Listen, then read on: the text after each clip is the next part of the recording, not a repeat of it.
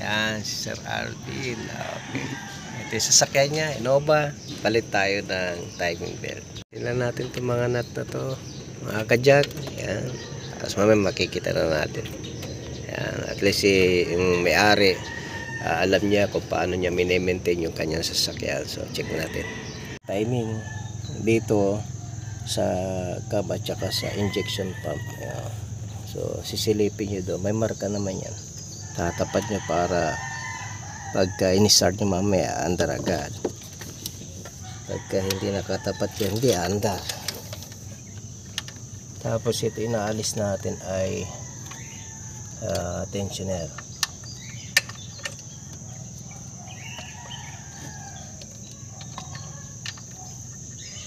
Sa tensioner, dalawa lang yung ano yan. Dalawa yung tornilyo lang yan. Isa sa baba at saka sa taas.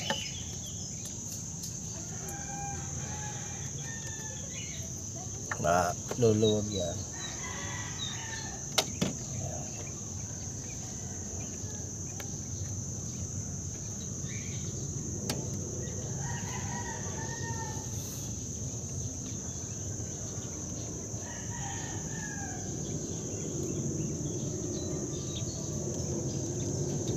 So, ayos na natin tensioner. So, lupa-lupa na.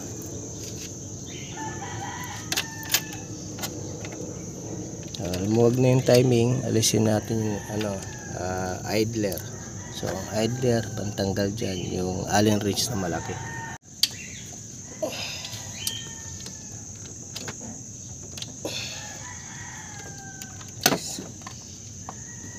Isa.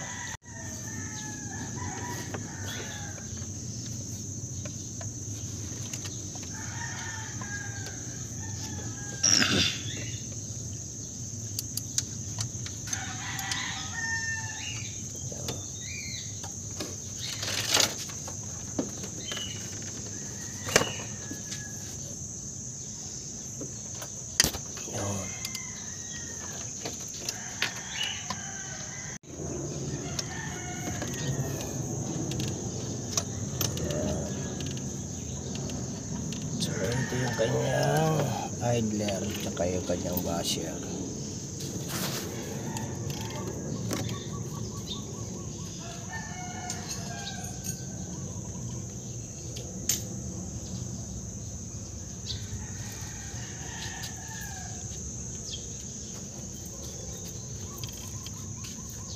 Pwede na tanggalin ba?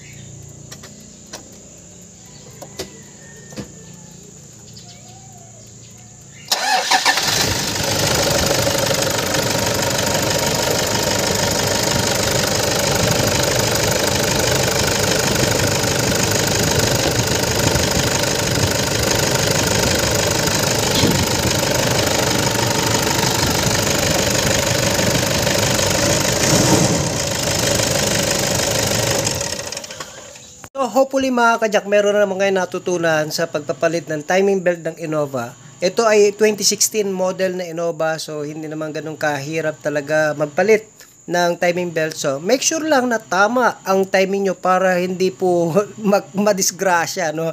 Alam nyo mga kajak, mahirap po pagka wala sa timing ang ating tinatawag na pagpapalit ng timing belt. Nako, mahirap yan, delikado, hindi aandar ang sasakyan o kaya magka-problema po tayo. So anyway mga kajak, make sure na tama ang gagawin natin bago natin paandarin. So anyway, yung makita nyo yung tinatawag na timing belt ay meron dong guhit, no? Itatapat nyo lang doon sa tinatawag na timing mark, doon sa may camshaft niya, no? So itatapat nyo doon, isasalpak nyo doon, itatapat nyo doon sa may tinatawag na timing mark, yung may guhit na tinatawag na timing belt. So ganun lamang ang pagkakabit mga kajak. So hindi masyado na detail, pero siguro mas madali nyo naman maunawaan yung aking sinasabi mga kajak, no? So kailangan lang tama ang timing natin. Make sure, especially doon sa injection pump, tignan nyo maigi mga ka-Jackson. Meron tayo dyan picture na pinakita kung saan ba ang tamang timing niya. So anyway mga ka-Jackson, sana meron kayo muli natutunan. Pwede nyo i-share yan at pwede nyo gawin sa inyong tinatawag na sasakyan. Make sure lang, alam nyo ang inyong gagawin.